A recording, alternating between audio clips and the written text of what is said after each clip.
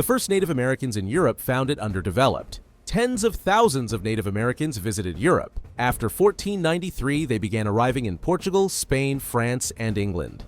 This was long before Britain established its first American colony. A few came voluntarily as diplomats or even tourists. Most came against their will. They were enslaved and had to fight for their freedom. The first was a group of Lucayan Taino people. They were captured and brought over by Christopher Columbus. About 12 of them survived the voyage.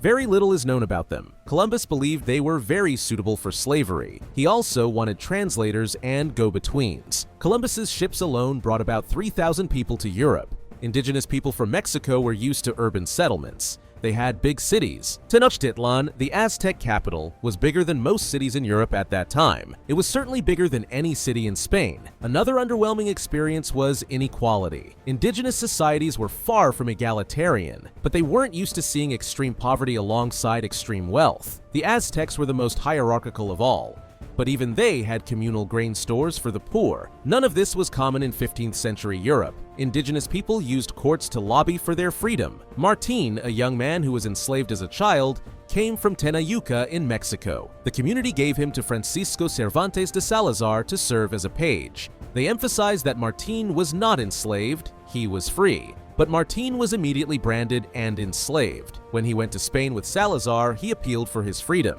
He managed to win back his freedom through legal action. "I am a free man of my nation and a rational son of free men," he said in 1537.